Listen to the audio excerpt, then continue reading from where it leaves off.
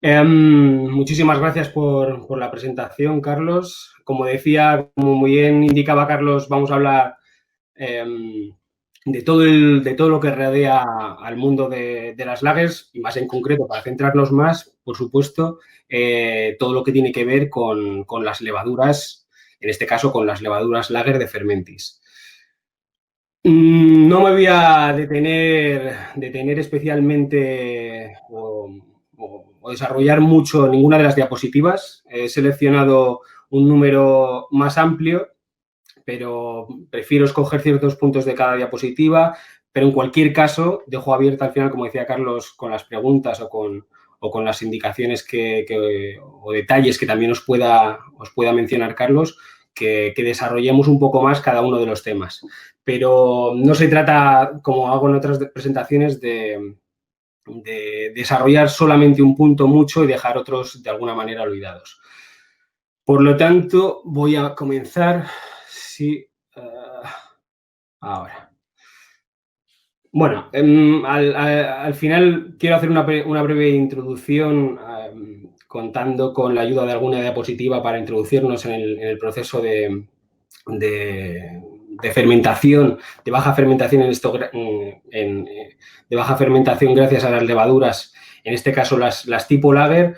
Aquí veis de forma muy sintetizada cronológicamente pues, detalles de cuándo podemos estimar que se comenzó a fermentar cereales. Veis, para mí es bastante significativo, sean de alta fermentación o de baja fermentación, la entrada en la Edad Media de las fábricas, en este caso los monasterios que existían en Centro Europa. Otra fecha muy importante para mí sería la que tiene que ver con la introducción del lúpulo. Más o menos hay diferentes fechas, en este caso. Hay gente que habla del siglo XIV, otros del siglo XV, más o menos. Es donde lo veis ahí ubicado. Otro punto que me ha gustado, que quería significar en esta diapositiva, era la que hace mención a la ley de pureza, que en este caso fue, creo, Guillermo, no me acuerdo ahora que Guillermo, pero en este caso lo que hizo es, de alguna manera, legislar, entre comillas, sobre la pureza de la cerveza y los elementos que debían contenerla, y en este caso mencionaba lúpulo, mencionaba malta y, por supuesto, agua, pero no daba crédito, no hacía ningún tipo de significación a la levadura. Que para mí es, si cabe, más importante, aunque no es que sea más importante, pero sí forma un todo junto a malta y lúpulo y agua en este caso, perfecto, que hace que podamos desarrollar diferentes estilos. Y luego, por supuesto, el más importante para mí, aparte del sistema de frío, que también para desarrollar diferentes estilos es muy importante, por supuesto, el descubrimiento de los microorganismos, en este caso, por parte de Pasteur, de la levadura, para por lo menos seguir un camino totalmente diferente al que se había seguido hasta ahora, sobre todo en términos sanitarios, digámoslo así. Aquí veis una organización de un árbol filogenético de las diferentes levaduras que podemos encontrar en el mundo. Al final, todas las levaduras de alta y baja fermentación se han desarrollado por medio de una domesticación mal llamada, quizás por mi parte en este caso, pero al final es una criba entre levaduras que nos han servido y levaduras que no nos han servido a la hora de salvaguardar nuestros intereses. Íbamos descartando levaduras que entendíamos que no eran útiles y, por otro lado, desarrollábamos conocimientos y experiencias con otras levaduras que cubrían de alguna manera la proyección de nuestros intereses creados previamente. Basándonos y yendo más al grano con las lager, al final, si veis en las cotas finales, se caracterizan diferentes cepas, independientemente de su pureza. Siempre, originalmente, previamente, todas estas cepas van a estar caracterizadas en un punto en común, que es el ancestro. Así podemos tener levaduras que originalmente estaban destinadas a vino o a la elaboración de sake o pan y hoy son levaduras de fermentación para la cerveza. Hablando y sintetizando más de las lager, veis las Frower y SAD que hacen referencia sobre todo a las zonas donde originalmente desarrollaron sus fermentaciones. Esto es supuestamente, o por lo menos con los estudios que tenemos hoy en la mano.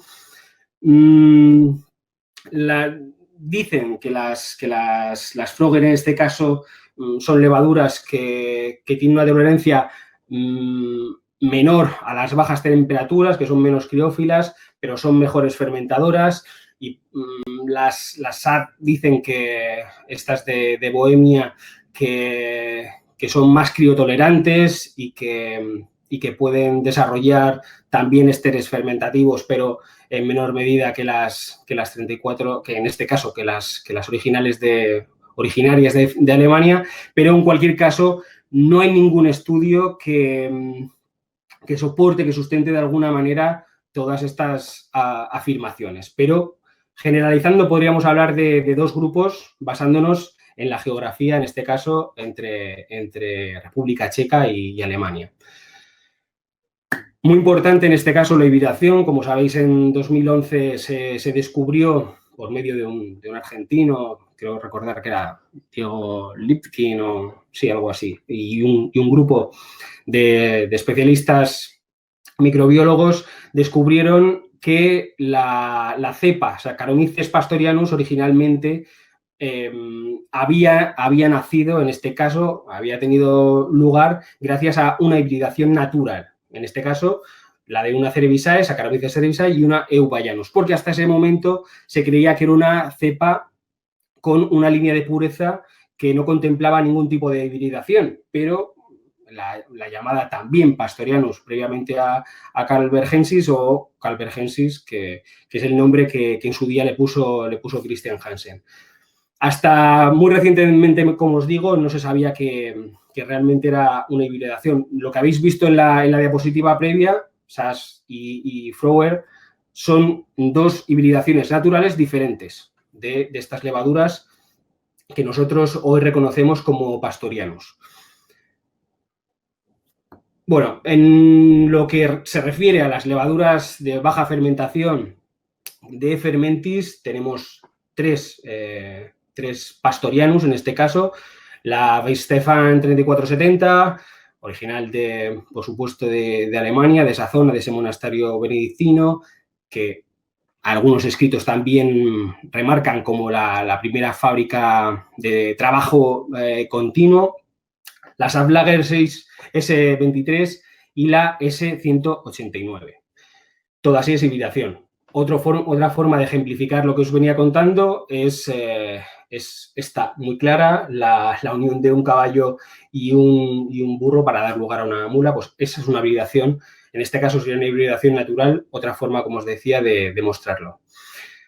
Diferentes híbridos que podemos contemplar a lo largo de la historia. En este caso, estamos hablando de híbridos naturales, dado que, como la mayoría de vosotros sabréis, en un laboratorio se pueden hibridar perfectamente dos levaduras independientemente de su naturaleza. Por supuesto, hay que contemplar otros parámetros, que sean homotálicas o heterotálicas, pero se puede hacer de forma natural, que es lo que hoy nos atañe hablando de las Pastorianus, y también se puede hacer en un laboratorio.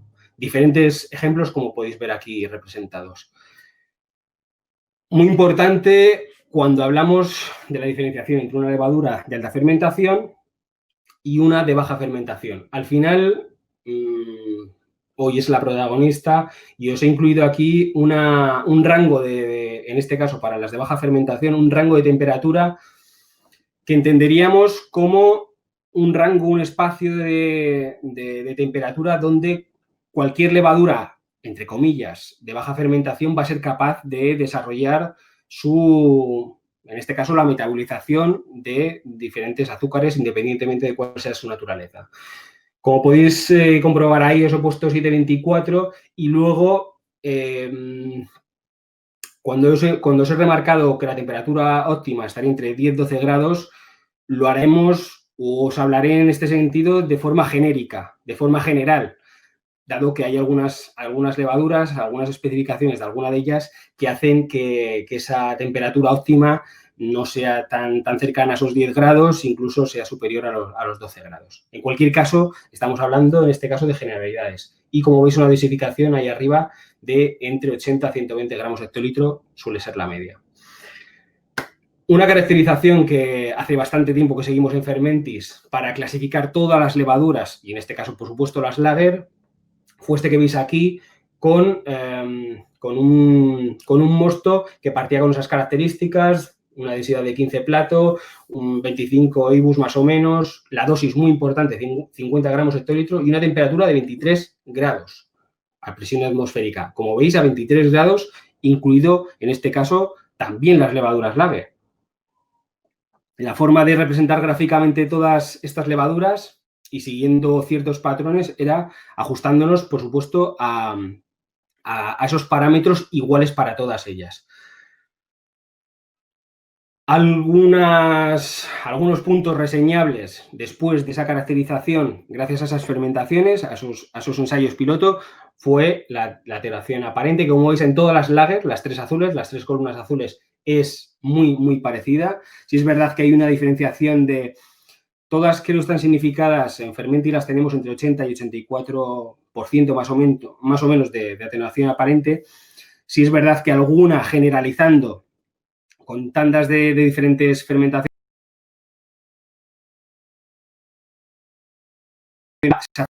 y otra la que suele ser reflejar tandas menores en cuanto a atenuación aparente sería la S23, que es la que siempre degrada menos maltotriosa y deja más residuales en el medio. Otro punto sería el que representan los azúcares residuales. Ahí veis significados con diferentes colores. DP1, DP2 son los azúcares más simples, monosacáridos y en este caso disacáridos como maltosas. DP3 lo formaría las maltotriosas y DP4, DP5, DP7 me da igual. A cadenas de azúcares más largos, destrinas en este caso, que son susceptibles, por supuesto, como con cualquier otra levadura, de un menor poder de degradación por parte de las levaduras. Aquí veis otro punto que antes al que hacía mención, el de la maltotriosa residual. Como veis, la que deja un nivel de azúcares residuales más alto en el medio después de la fermentación es generalizando. Como os decía antes, estos son resultados con parámetros iguales para todas las levaduras y en este caso con una temperatura algo inusual para las levaduras de baja fermentación. Siempre la S23 deja aunque no hay gran diferencia, pero sí son 2 gramos litros, ya son gramos de residuales, y eso se puede traducir o gracias a la representación que hacíamos en ese mapa con todas las levaduras, en que la S23, entre comillas, sea la que es organolépticamente sea más capaz a la hora de generar notas afrutadas o sensaciones más dulces. Otro punto, el de la atenuación aparente que ya hemos comentado. Aquí veis cómo es un poco más alto lo que os decía antes siempre en la 189, pero estamos hablando de valores que no llegan ni siquiera al 2% y en muchos casos ni siquiera al 1%. Todas más o menos tienen una línea en atenuación muy parecida y por lo tanto, en este caso, como podéis ver aquí, todas superan el 80% de ese nivel de atenuación. Tolerancia alcohólica. Muy importante conocer, por supuesto, la tolerancia alcohólica de cada levadura cuando vamos a trabajar con ella, independientemente de que sea de baja o alta fermentación. En este caso, dado que son levaduras que vamos a utilizar para diferentes estilos, pils, lager, en este caso, estilos de cerveza que van a ir con graduaciones históricamente mucho más bajas, el miedo a que tengamos que medir la tolerancia alcohólica de cada levadura, de cada lager en este caso, no es para nada importante. Aquí veis Otra forma de representar, en este caso en partes por millón, los ésteres totales de cada levadura. En este caso es muy importante que consideréis los parámetros que os he citado antes, los 50 gramos hectolitro y sobre todo significaré la temperatura, 23 grados centígrados. Con esos parámetros, con esas fermentaciones a baja escala de 50 litros, obtenemos este potencial aromático gracias a la producción total de ésteres, independientemente de que sean acetatos o sean etílicos. Si os fijáis en cualquiera de las fichas, que si yo en este caso recuerdo bien, que creo que sí, la producción total de ésteres que está caracterizada para cada levadura sería mayor en cualquiera de las lager. Estamos hablando de que en las fichas los ésteres totales si me acuerdo bien, de la 3470, la Weihenstephaner son 37, casi 40, igual que de la S23, y de la 189 es algo menor, creo que incluso alcanza 30, pero porque los parámetros cambian. En este caso, en la ficha, nosotros nos regimos por otros parámetros de fermentación, una densidad diferente, en este caso no de 15, como veis aquí reflejada en la gráfica, sino de 18, una temperatura de 12 durante 48 horas y más tarde una subida progresiva a 14. En este caso, no, 23 grados centígrados de media en la cinética fermentativa desde el principio hasta el final. Por lo tanto, cambian los ésteres, cambia también la capacidad para crear alcoholes superiores y cambia también, en este caso, también la atenuación, que es por eso variamos con un espacio, con un rango entre 80 y 84% con todas las cepas lager. Además, muy importante, tiene mucho sentido que aquí veis reflejados una cantidad total de ésteres, porque no es que se puedan crear menos con una temperatura más alta, simplemente es que son partículas, precursores aromáticos muy volátiles, que a medida que aumentamos la cinética térmica, en este caso la temperatura de fermentación, podemos incluso favorecer su creación, porque incrementamos la carga enzimática de cada una de las levaduras, pero son compuestos, como os decía, muy volátiles y esto hace que con temperaturas tan altas, entre comillas tan altas, de 23 grados centígrados, también sean susceptibles de ser perdidos durante la fermentación. Bueno, otro punto que podemos significar es el de las unidades odorantes de estos ésteres. Ahí veis tres: sanoato de etilo, el acetato de etilo y el acetato de isoamilo, los tres quizás más representativos de las cervezas, aunque hay muchos otros que luego podemos ver, pero como veis son muy, muy parejos todos, quizás algo más de isoamilo por parte de la 189, pero diríamos que hay que estar muy entrenado para ser capaz de diferenciar esas cantidades o si una cepa produce más o produce menos. Siempre partiendo, como veis, de 1, que es el límite en el que, de alguna manera, generalizando porcentualmente, seríamos capaces de reconocer ese precursor aromático, sea cual fuere. Como veis, ni siquiera con el hexanoato de etilo llegaría a ese mínimo en términos de umbral de percepción. Muy importante en las lager. Y aquí nos vamos a ir centrando más en el estudio con la Weihenstephaner 3470. Muy importante. Son cervezas, generalizando, luego hay otros estilos o subestilos con las Bock o también alguna Dunkel, me da igual. Pero generalizando, Helles, Pilsen, todas las lager son cervezas muy suaves, limpias y principalmente libres de ésteres. Esto es que en vez de potenciar el conjunto de precursores aromáticos ligados a la fermentación, aromas fermentativos, vamos a intentar dar un protagonismo diferente en este caso, al régimen y lúpulos que utilicemos y, por supuesto, a la malta, que en este caso serán maltas muy ligeras, maltas tipo Pilsner o Lager, que son maltas poco modificadas, con una carga proteica bastante importante y que van a hacer que, por lo menos entre comillas, nuestra lager tenga más opciones de éxito. Bueno, aquí veis reflejados diferentes estilos.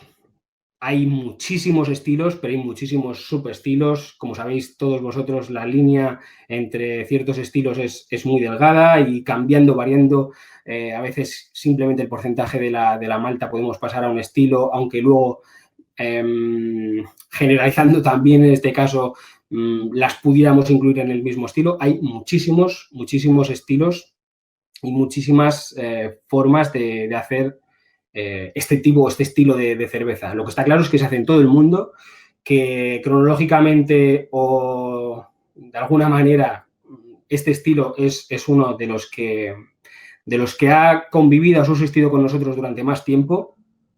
Y decía antes, Carlos, que puede ser el estilo fácil.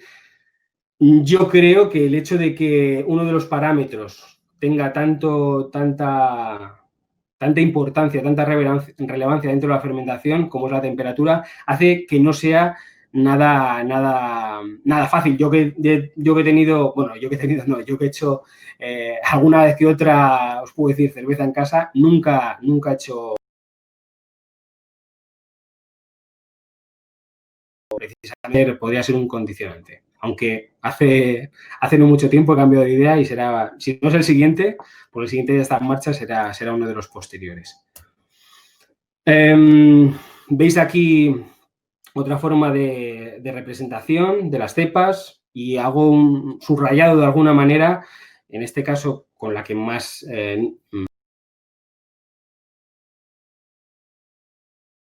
voy a 70, y ese carácter neutro o esa característica, ese nombre que utilizamos para calificar a nuestra Weihenstephan.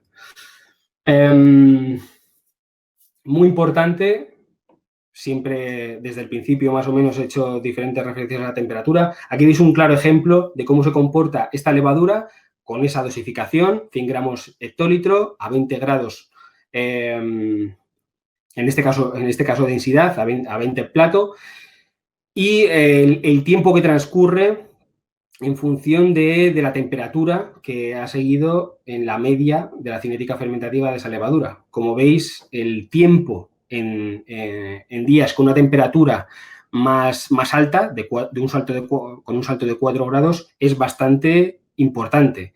Para mí, yo resaltaría, gracias a esta gráfica, un término que es el de la seguridad fermentativa. No quiere decir que no vaya extendiéndonos a casi 20 días, que no vaya a acabar la fermentación, incluso tampoco es una fermentación con grandes picos, es decir, que en términos de seguridad es bastante fiable, pero nada que comparar, nada que ver con la que representan los 16 grados de temperatura. Con esta cepa, como os comentaba antes, la 3470. Muy importante, muy relevante a la hora de seguir un estudio con cualquiera de las levaduras de forma individual o de forma globalizada, siempre medir, como os decía antes, todas las levaduras con los mismos parámetros, pero eso podríamos entenderlo como un estudio inicial. Muy importante estudiar todas las levaduras con diferentes parámetros para ver qué conclusiones podemos sacar a través de esos cambios. Cambios en la densidad, cambios en la temperatura y cambios en la dosificación. En este caso, ejemplificada hoy a través de la 3470, una de nuestras lager. Os voy a mostrar las conclusiones de estudio a través de 14 ensayos piloto, valorando la cinética fermentativa, valorando el perfil volátil de precursores aromáticos creados a través de esas fermentaciones y el análisis sensorial por parte de un panel de cata. Como veis ahí reflejado diferentes densidades, diferentes temperaturas y diferentes dosificaciones. Fermentación. Aquí veis reflejada las 14 tiradas, los 14 ensayos, con un margen de tiempo desde el mínimo de 4 hasta 19 días de fermentación en las 14 condiciones que os comentaba testadas. Siempre, como conclusión principal, de forma general en esta gráfica, diremos que los tiempos de fermentación más largos están generalmente asociados con una menor dosis inicial y una temperatura baja, que podrá, en función de otros parámetros, compensarse o no. Pero sería el primer análisis que mencionaría y significaría aquí sin duda. Aquí veis la representación, otra forma de ejemplificar todos esos datos, en este caso refiriéndonos y centrándonos en una densidad en concreta, la de 12 platos.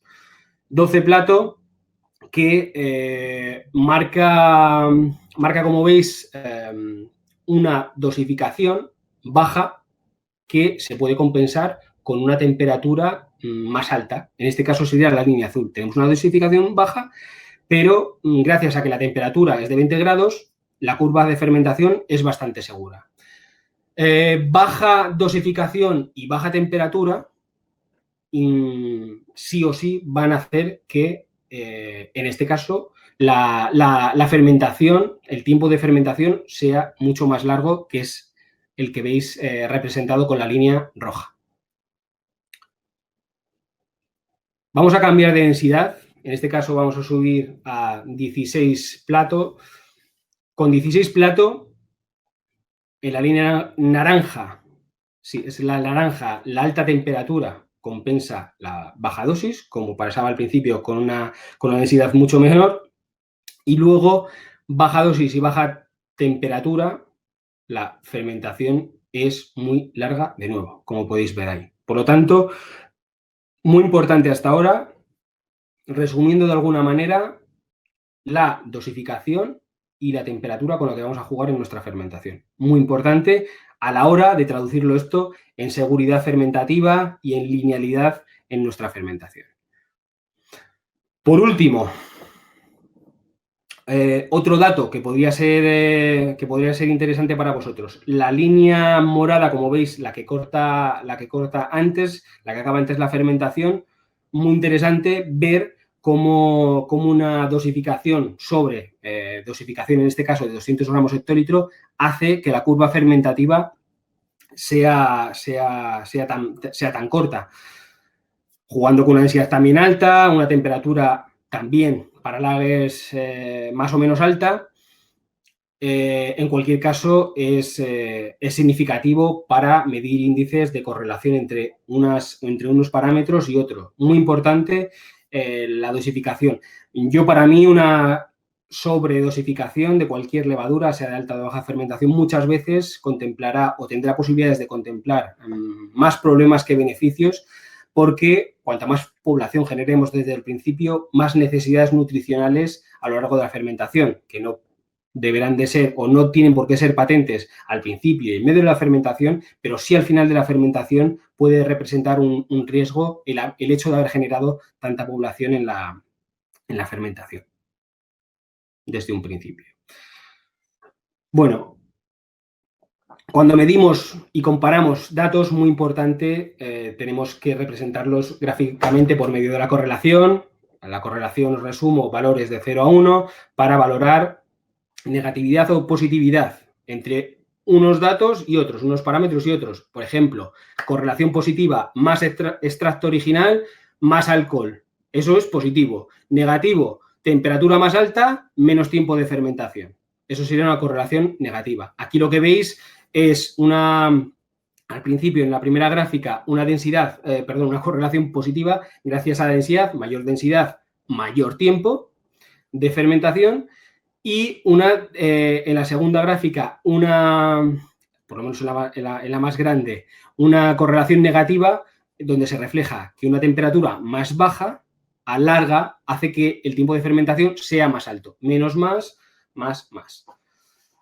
Esa, en resumen, sería la representación de la correlación, en este caso comparando diferentes parámetros. Muy importante cuando analizamos una levadura para sacar conclusiones.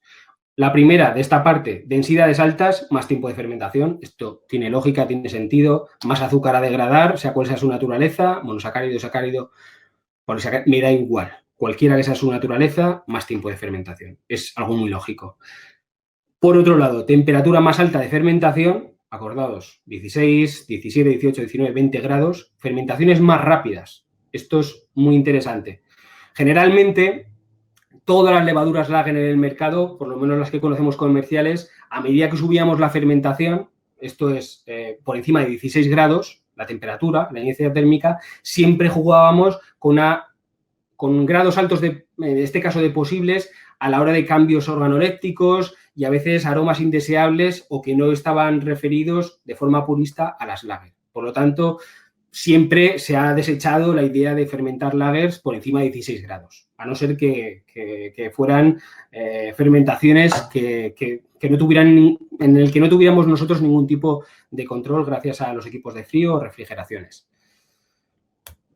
Producción de volátiles, muy, muy importante, aunque os adelantaré ya que cual sea cual sea la producción de precursores aromáticos por parte de las lagers, nunca debe de ser trascendente. Nunca debe ser trascendente porque, como os decía al principio, deben de predominar las notas a malta o potenciar el régimen de lúpulo que hayamos utilizado. Aquí veis reflejado diferentes concentraciones generadas a través de la 3470 con esos cambios en los parámetros que veis ahí, C1, C2, cambian los parámetros que veíamos antes reflejados para ver la cinética fermentativa, pues aquí para medir los precursores aromáticos. El isobutanol, el alcohol amílico, el isoamílico, todos estos basados en la cantidad de alcohol. No voy a parar mucho en los precursores aromáticos, lo podría hacer en otro seminario porque ni siquiera sé cómo voy de tiempo, voy mal, para no daros mucha guerra. En este caso, como veis, las concentraciones son relativamente bajas y por lo tanto no van a tener gran trascendencia independientemente de la densidad con la que hayamos jugado. Pero, muy importante, tenéis que saber, densidades más altas siempre generarán proporcionalmente más ésteres, pero también dependiendo de qué tipo de densidad. Es decir, maltas con un porcentaje más alto de maltosas tenderán a generar menos ésteres. Maltas con azúcares más simples, en este caso con glucosas, generarán siempre a tender a formar una mayor cantidad de ésteres, sea de acetato o sean etílicos. Aquí veis otra forma de representación, exactamente igual. A partir de 1 diríamos que marcaríamos esa línea como umbral de percepción. Veis representados los mismos componentes aromáticos que veíamos antes.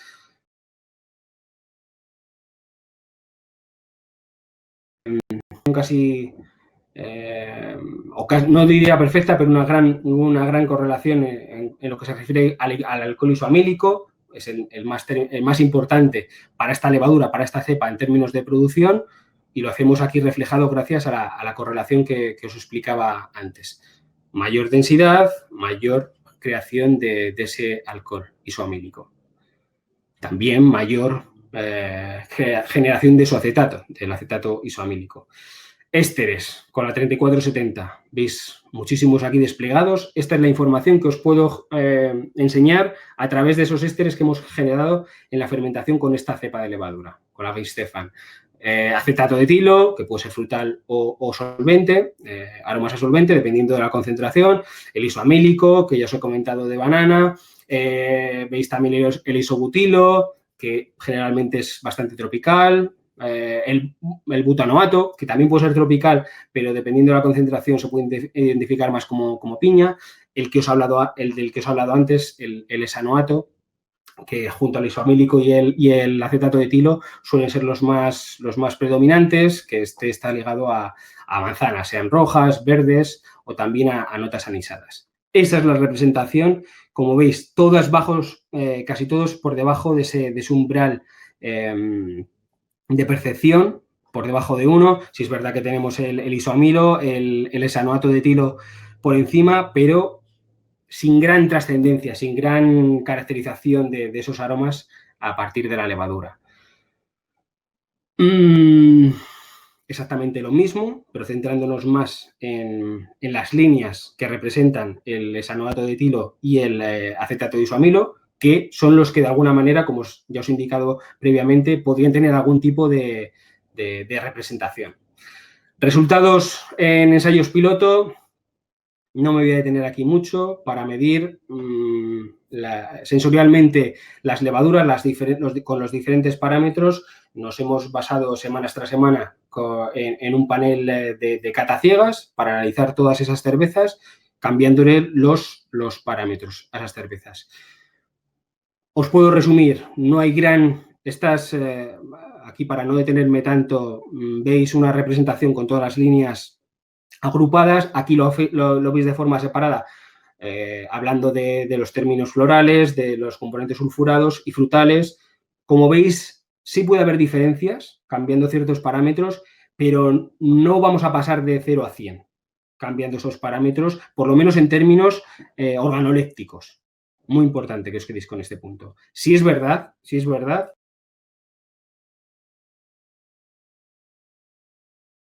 temperaturas más bajas y dosis iniciales más bajas están íntimamente ligadas con una mayor producción de DMS, una mayor producción de notas azufradas, de reductivas, como veis ahí, del sulfídrico, de una mayor relevancia y presencia del diacetilo.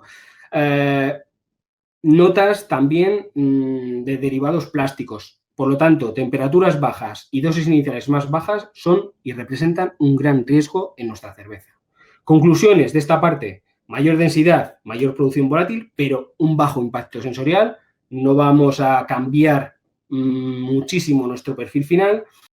Y una menor temperatura de fermentación, mayor riesgo de fermentación lenta. Y notas desagradables, muy importante, que es lo que os comentaba ahora en el último punto. Por lo tanto, aumentar la temperatura y conseguir una velocidad de fermentación sin que cambie el perfil debería representar nuestro reto. Lo hemos conseguido con la levadura 3470. En este caso, para mí sería una correlación positiva. ¿Por qué? Podemos trabajar con una cepa de levadura por encima de 16 grados de fermentación, y no digo 16 que pasamos a 17, sino 18, 19, incluso 20 grados de fermentación con esta levadura y obtener una lager sin una variación organoléptica, sin obtener notas azufradas, sin obtener off flavors. Es muy importante que entendamos esto como una línea de elaboración muy práctica gracias a esta levadura, porque es muy, muy versátil y contiene un rango de fermentación muy, muy alto, independientemente de la temperatura con la que juguemos. Y muy importante, no nos tenemos que ir a dosis muy altas. Una dosis media de 100 gramos hectolitro, como veis reflejado en alguna de las gráficas, es más que suficiente para obtener el tan deseado éxito con este estilo de cerveza. Que, por otro lado, es un estilo que debería de dominar, que deberíamos de alguna manera dominar, porque es el más fácil de hacerle llegar comercialmente a la gente que no tiene ningún tipo de conocimiento o de, no sé si de conocimiento, porque no es para mí tanto el conocimiento, pero sí que no tiene ningún tipo de experiencia con la cerveza y que se va a basar culturalmente en lo que viene probando desde que comenzó a probar por primera vez una cerveza, que es toda la cerveza industrial que nos rodea. Y de alguna manera lo importante es ser capaces de diferenciar las lager artesanales de las lager industriales. Y creedme que es posible. Características de esta cepa: relativamente neutra, porque como veis tiene una carga de precursores aromáticos. Muy importante, la característica para mí más importante es que podemos jugar con diferentes temperaturas y no afectar al perfil final y, por supuesto, no generar olores desagradables o indeseables. Os voy a explicar rápidamente algún consejo con el diacetilo y, si queréis, vamos acabando. Muy importante, ahí veis los umbrales, que son muy bajos para diacetilo o para 2,3 pentanodiona. Son las dicetonas vecinales y es muy importante que las consideremos cuando elaboramos este estilo. Muy importante, puntos a tener en cuenta: el metabolismo del nitrógeno amínico, en este caso solo orgánico. Muy importante también tener en cuenta los tiempos con los que vamos a jugar y, de alguna manera, tener en cuenta cuál es el origen y por qué es tan importante que juguemos con ciertos equilibrios en el tiempo en la fermentación. Tenemos dos tipos de dicetonas vecinales en este caso.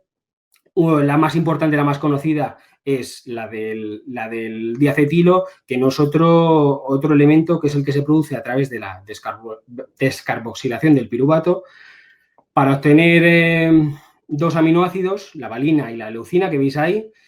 Y es muy importante en esta ruta metabólica, cuando hablamos de la generación del diacetilo, tener en cuenta el intermedio que se forma entre el piruvato y los dos aminoácidos valina y leucina, que son, en este caso sería el alfa-acetolactato, que es un intermedio que saldrá al medio y, por medio de una oxidación natural, generará la 2,3-butanodiona o el comúnmente conocido como diacetilo. Pasa exactamente igual con otra ruta metabólica diferente, en lugar de a través del piruvato, a través de otro aminoácido de la treonina, que antes de dar lugar a la isoleucina formará otro intermedio, el alfa-acetohidroxibutirato, que cuando sale al medio y se oxida generará 2,3-pentanodiona. Umbrales de percepción más bajos para el diacetilo y más altos, hasta 10 veces más, para la 2,3-pentanodiona. No me voy a detener, aunque podría hacerlo un poco más aquí, para que juguemos con los tiempos. Muy importante esta diapositiva. Aquí veis agrupados por diferentes grupos los niveles de absorción secuencial de los aminoácidos durante la fermentación de nuestra levadura. En este caso veis una primera línea referida a los primeros aminoácidos que se degradan en la fermentación y por eso, mientras están degradando estos, aumentan los niveles de diacetilo, porque estos no han comenzado a ser degradados, los que, como os explicaba antes, integran esos intermedios que van a ser oxidados posteriormente.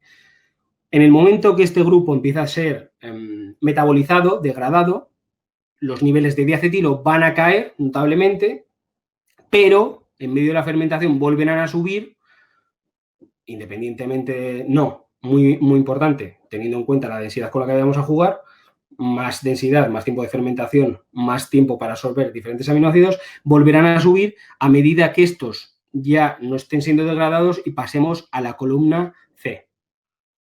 Volverán a subir los niveles de estas dicetonas vecinales.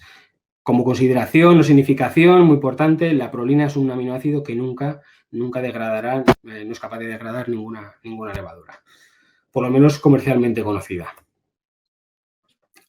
Otro punto o curiosidad muy importante. En este caso veis dos gráficas donde hemos añadido externamente diacetilo, quiero recordar que era, sí, aquí aparece reflejado, hasta 2 ppm, y como veis, la reducción del diacetilo es más rápida que su producción. Aunque hayamos añadido nosotros aquí en estos dos puntos de forma externa una cantidad de diacetilo, inmediatamente la curva vuelve a su progresión natural gracias a ese punto, a que la reducción del diacetilo es impresionantemente rápida, de alguna manera. Si es verdad que tenemos un factor limitante, que es la oxidación de ese acetolactato. Cuanto más se haya oxidado este intermedio, más tiempo necesitaremos para reducirlo, porque lo que necesitamos es reducir, en este caso, el alfa-acetolactato o el alfa-acetohidroxibutirato en formas que no vayan a generar olores desagradables o, entre comillas, desagradables, que en este caso el alfa-acetolactato se va a reducir a acetoína y el alfa-acetohidroxibutirato se va a reducir a un alcohol, en este caso al 2,3-pentanodiol. Pero muy interesante que veáis aquí y que os acordéis de que la reducción del diacetilo es impresionantemente rápida. Muy importante, los tiempos. Jugar, en el descanso del diacetilo, jugar con el tiempo, siempre, si podéis llevarlo a 16, mejor que a 14, a 13, también dependiendo del régimen de temperatura que hemos seguido. Si estamos en una media de fermentativa de 12, generalmente con 14 será suficiente, pero cuanto menos subamos la temperatura, más tiempo deberemos de jugar con el descanso del diacetilo para asegurarnos de que hemos sido capaces de reducir esa forma oxidada que puede generar aromas indeseados, que en algunos estilos, en algunos chicos, puede ser bienvenido, estar bien acogido, pero en otros, sobre todo en las lager alemanas, en las pils, es un descriptor que está tachado con negro.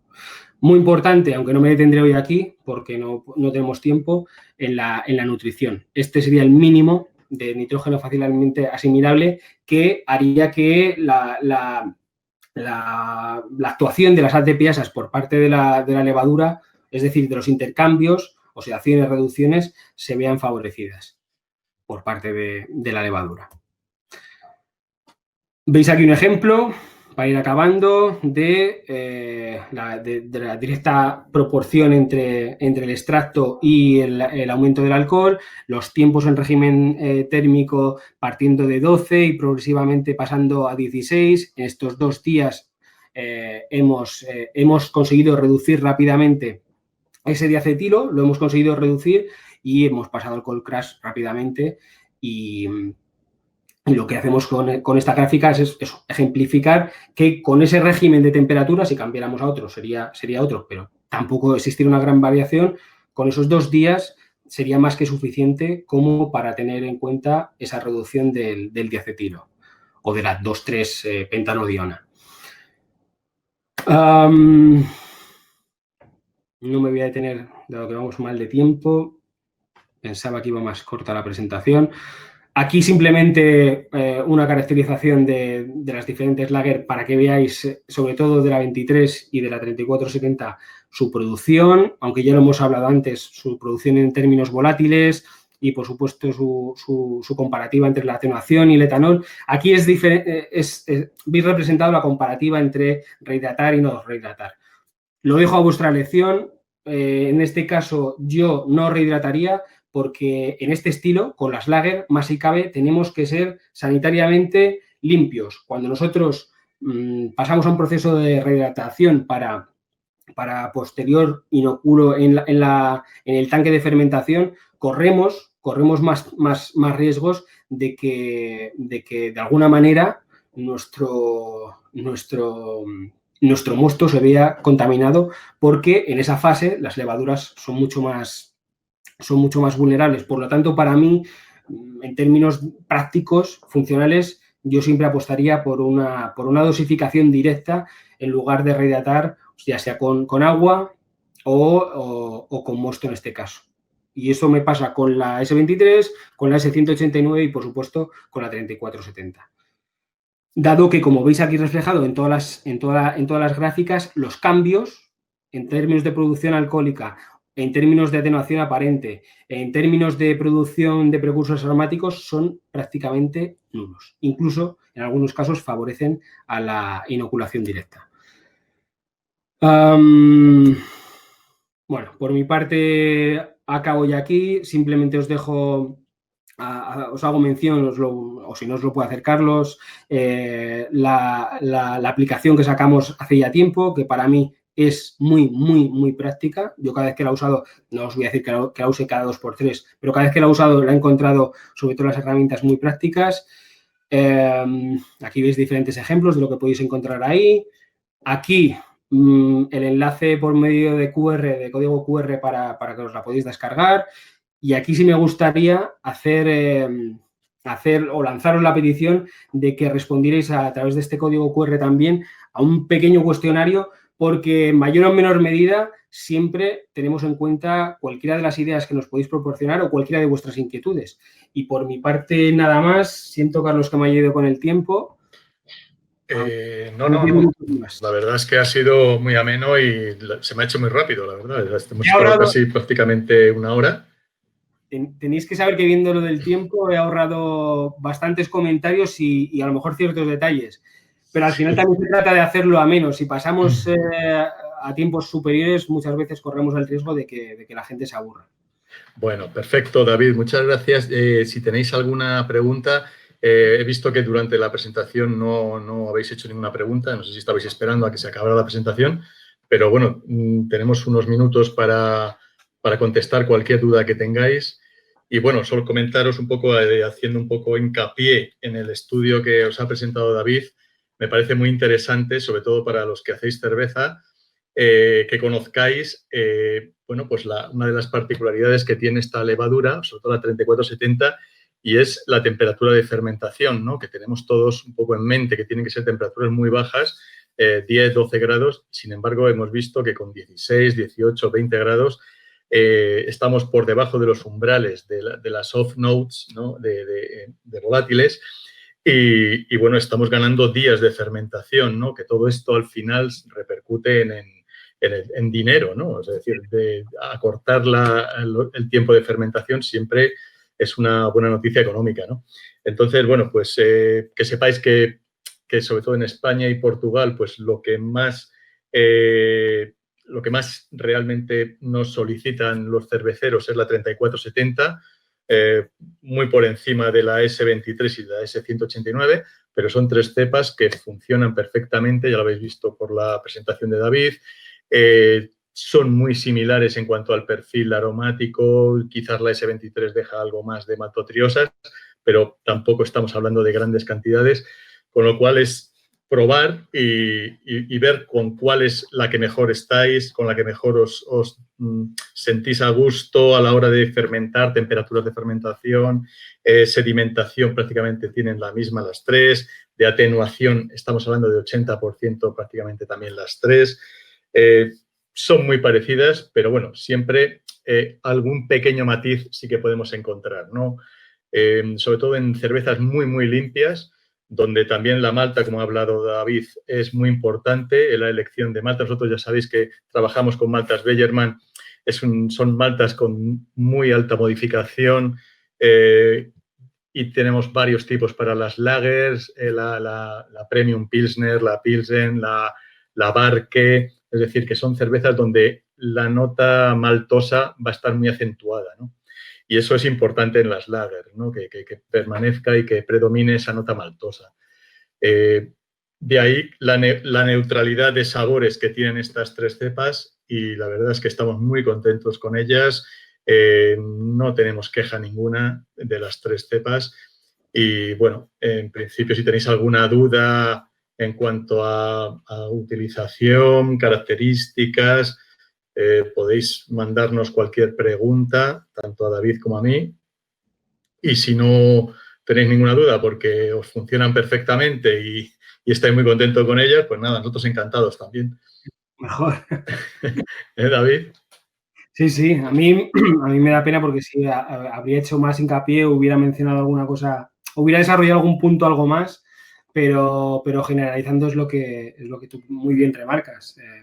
Al final, como todo, ya no solo con nuestras lavaduras, con lo que sea, se trata de probar. Yo, para hacer una buena lager, siempre recomendaría jugar bastante con los tiempos, sobre todo con la maduración, con el lagering, porque sí es verdad que hay muchas notas que, sobre todo las sulfuradas, por metionina o en este caso las de DMS, que se pueden eliminar. Incluso nosotros, por lo menos desde Fermentis, hemos comprobado que el componente aromático, la limpidez, cómo se abre organolácticamente la cerveza, se ve bastante favorecida en este estilo con esa maduración en el tiempo, con ciertas temperaturas bajas, como se hacía tradicionalmente. La limpieza muy importante también y poco más, y que, como tú muy bien dices, estamos abiertos no hace falta que sea ahora, cuando ellos lo necesiten, a responder a las preguntas que ellos estimen. Tampoco necesitan realmente un aporte de oxígeno, ¿no? ¿Qué opinas? Para un primer pitching. Siempre el término del oxígeno, yo sí lo recomendaría cuando jugamos con una densidad, cuando vamos a ir a un plato muy alto. Si vamos a jugar con una densidad muy alta, partimos de la muy alta, sí podemos jugar con el oxígeno. Pero y más si cabe con este estilo, donde, como hemos comentado antes, las densidades máximas a lo mejor están en 1048 y eso creo que da como máximo 5.1, 5.2 y normalmente estamos incluso por debajo, con densidades más bajas. No es representativa la acción del oxígeno. Y la dosificación incluso no tiene que ser la máxima estipulada para esta, por lo menos con la 3470. Sí. No necesariamente la correlación perfecta va a ser con 120 gramos. Con 100 gramos y unas densidades, como comentaba antes, entre yo sé, 1040 y 1050 es más que aceptable esa dosis y no es necesario para nada la adición del oxígeno. Sí hablaríamos del oxígeno si habláramos de repitching, si habláramos de unas densidades que en este estilo va a ser muy, muy, muy raro ver. Muy bien. Perfecto, pues no sé si no tenemos ninguna pregunta de los participantes, pues podemos dar por acabado el webinar. Nuestra intención es hacer uno cada mes. El próximo, el de noviembre, os iremos avisando para la temática que vamos a tratar y agradecer, por supuesto, a David Carriba pues que esté aquí con nosotros y que nos brinde estas presentaciones tan interesantes que tiene Fermentis. Nada más. David, si quieres despedirte de todos los participantes. Pues... Sí, por supuesto. Nada, muchísimas gracias por utilizar el monitor, que se ve mejor. Nada, muchísimas gracias por la asistencia. Espero que lo hayáis encontrado interesante. Siempre se puede hablar y desarrollar mucho más todos los temas que hemos tratado, pero bueno, se trataba de que os quedarais con 3, 4 o 5 ideas importantes y que las podáis trasladar a vuestro sistema de elaboración, a vuestras lager, a todos estos estilos y que a través de esas pequeñas notas que hayáis podido tomar hoy, pues veáis una fermentación más satisfactoria y una cerveza final más agradable. De eso se trataba. Perfecto, David. Pues nada, hasta la próxima y muchas gracias a todos los asistentes que han estado muy atentos a tu presentación. Perfecto, David. Nos vemos para la siguiente. Venga, nos vemos. Hasta luego a todos. Un abrazo. Chao.